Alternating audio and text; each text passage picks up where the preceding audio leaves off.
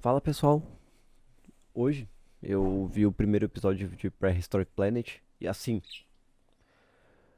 o que que eu tenho a falar sobre. Olha, foi só falar de dinossauro que o dinossauro começou a berrar. Vamos parar aí, dinossauro. Tá vendo o dinossauro ali, ó? Então, o que que eu tenho pra falar sobre Prehistoric Planet? Primeiro que o, o quão bem produzido esse documentário é absurdo. Porque é a primeira vez que tu vai ver dinossauro sendo dinossauro da forma que um dinossauro deveria ser. É mais ou menos isso. Enquanto isso, o dinossauro ele tá brabo. Eu não posso falar de outros dinossauros, tem que ser só tu, um dinossauro da casa. Controla o teu dinossauro ali. Controla o teu dinossauro ali. Não, não tá com uma pedra no dinossauro, ele morre. Exatamente. Por isso que ele esteja de pé. Então, Prehistoric Planet tratou os animais como animais. Eles não fizeram os dinossauros simplesmente sair correndo, se matando como qualquer outro. Desiste, ué. Então desiste. Não, é ambientação. É a ambientação perfeita para um vídeo de dinossauro. É um dinossauro berrando no fundo. Piu, piu, piu, piu, piu. Piu, piu, piu, piu, piu. Viu? Eu também sei fazer. Então, o primeiro episódio é sobre o ambiente costeiro, o paleoambiente costeiro, que vai tratar sobre as costas, tudo e todo o ecossistema nas costas. Começa com um tiranossauro atravessando um rio, um lago. Desiste, ué. Então desiste. Ah, não sei o que eu vou ter que fazer com esse dinossauro aí. Espera depois da boca, ele se acalma.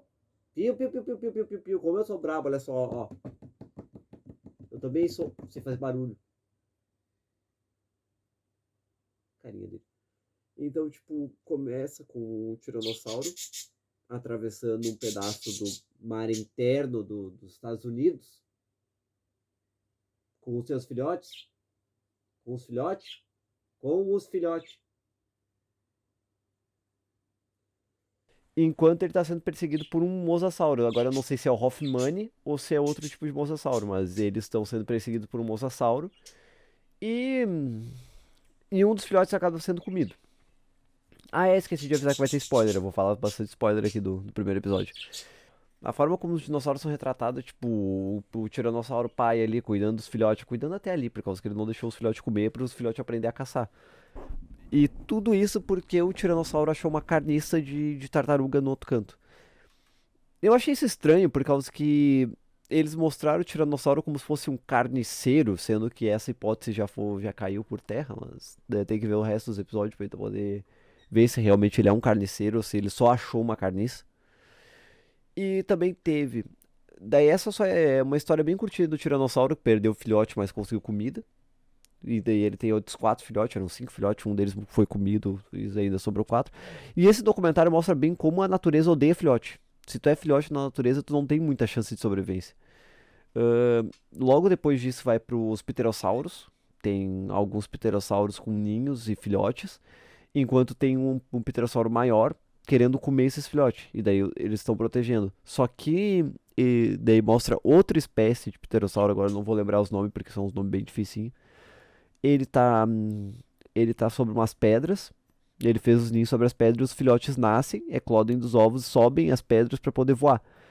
E daí quando esses filhotes saem voando, porque eles têm um esqueleto extremamente leve, então eles conseguem voar com facilidade. E primeiro só tem que, eu acho que é o quarto dedo primeiro, que o primeiro quarto dedo do dos dos pterossauros é aquele dedo comprido que vem a aba de pele que forma a asa. Ele tem que se ajeitar, ele tem que entrar no lugar e enrijecer. Então, até esse processo acontecer, eles não conseguem voar. Depois que esse processo acontece, eles conseguem voar. Então, eles ficam lá batendo as asas, tudo. Quando eles conseguem movimentar o quarto dedo para fazer a asa, eles saem voando. E nisso já tem alguns nictiossauros. Eu agora não sei qual o específico dos nictiossauros, já esqueci. Eu acabei de ver, mas eu esqueci o nome, por causa que é uns nomes bem difíceis. E quatro desses nictiossauros começam a catar os filhotes. Eles comem, eles são piscívoros, mas também não desperdiçam comida grátis. E eles começam a comer esses filhotes enquanto os filhotes tentam sair da pedra para chegar na floresta. Um desses filhotes acaba sendo caindo no meio daquela colônia de pterossauro e é comido pelo outro pterossauro que tava catando os filhotinhos. E nisso os pterossauros conseguiram chegar até a floresta, eles têm que aprender a viver na floresta, comer, se alimentar para depois maturar e poder voar pelas águas e comer peixe que nem os pais deles e continuar esse processo de reprodução. Essa primeira parte do documentário é bem focada na reprodução, ela mostra o tiranossauro com filhote de pterossauro, e logo depois mostra um mosasauro tranquilo. Esse sim era o Hoffmann, o maior mosasauro que já existiu. Tanto é que é o que dá nome à família mosasauro. O Hoffmann, ele para quietinho para uns peixinhos limpar ele. Como ele tá no período reprodutivo, ele tá trocando de pele e tudo, então os peixinhos vão comendo a pele dele, tirando a pelezinha dele, tirando as coisas dos dentes. Enquanto ele tá lá tranquilão, rolando que nem um animal normal, como esses bichos eram, lá os bichinhos correndo, vem outro Hoffmann mais jovem e começa a tretar com ele. Daí eles batalham por território, porque esses bichos eram territorialistas. E eles começam a batalha pelo território. E o macho mais velho sobe, toma um ar e leva o juvenil pra baixo, pra tentar afogar ele. Porque essas batalhas geralmente eram até a morte, então ele tenta afogar o mais juvenil, só que o juvenil consegue sair, ele volta. Daí ele volta, respira e volta tranquilo pra pedra dele. E é assim que ele afirma um território. Isso é um tipo de comportamento que a gente vê nos próprios leões atuais, levando em conta o atualismo. Os leões, eles vão lá, procriam com as fêmeas, têm os filhotes, e quando os filhotes maturam, chegam numa idade juvenil, eles desafiam o líder do bando para poder ver quem é o leão que vai seguir governando aquele bando. Se o mais velho ganhar, os leões mais jovens são exilados do bando para poder criar seus próprios bandos, tudo. E o mais velho, se o mais velho perder, ele também é exilado. Então vai ficar o leão que ganhar. Ei!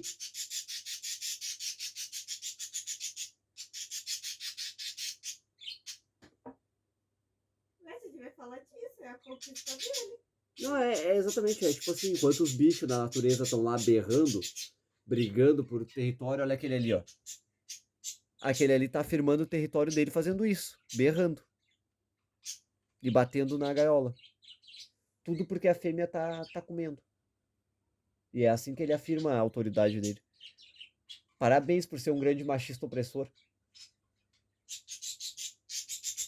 Mas o bom é que pelo menos fica legal a ambientação. Eu tô falando de dinossauro, tem dinossauro berrando no fundo.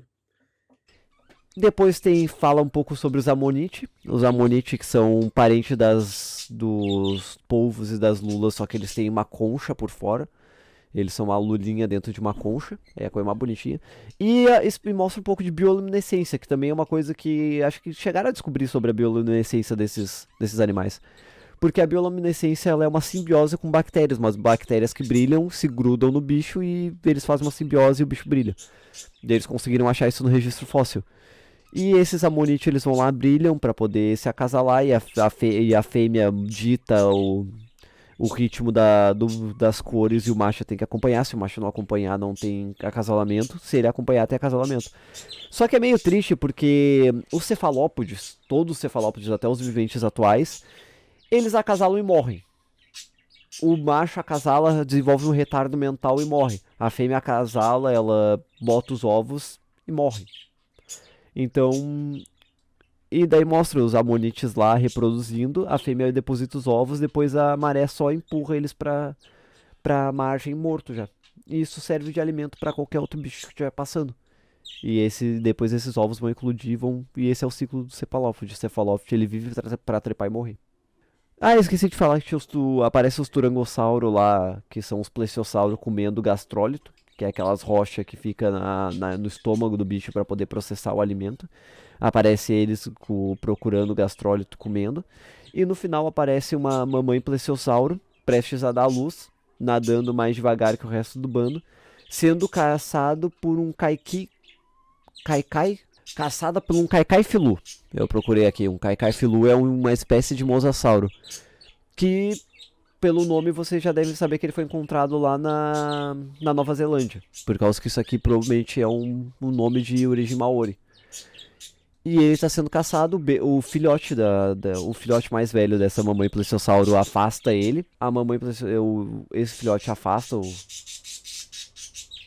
Kaikai Filu. Não, eu vou ter que continuar, não interessa se ele tá gritando ou não. Desiste. Não, não vou desistir, eu já tô no final. Já tá no final. Chega ele afasta o Kaikai Filu da mãe e a mãe desce pra uma profundidade mais baixa pra poder ter mais chance de sobreviver. Nisso, toda a manada de. Manada? Cardume? Não sei como é. Qual é o coletivo de réptil? É que o cardume é peixe. Então não é cardume, é um grupo de turangos. Alguma coisa, turangossauro. Eles vão lá e afastam esse Kaikai Filu. E a mãe dá a luz lá embaixo. Depois ela sobe com o filhote pra poder respirar. E assim termina o primeiro episódio sobre a costa do Prehistoric Planet. E é uma coisa muito impressionante porque tu vê como esses animais eram animais. Eles não eram bichos carniceiros, desgraçados, que querem destruir tudo que eles veem pela frente. E é um documentário que vale muito a pena ver. Agora eu vou ver os próximos episódios e depois vou voltar aqui pra comentar. Já que esse dinossauro não para de gritar. Agora tá se coçando, que coisa mais bonitinha. Então é isso, pessoal. Se vocês gostaram, curtam, compartilhem, se inscrevam no canal e ativem a sineta. Comentem aí o que acharam também. E é nóis. E só um bônus no final do episódio. O filho da puta foi comer lá, ó. Agora ele parou de gritar. No momento que eu terminei o episódio, ele parou de gritar. E foi comer. Viu? Ó, os dinossauros não foram extintos, eles estão ali. E se os dinossauros não tivessem sido extintos e a gente tivesse que conviver com os dinossauros, seria isso que a gente teria que enfrentar, os bichos berrando nas nossas orelhas enquanto quanto a gente tenta fazer as coisas, né? Hã? É, né? É. Só concordo.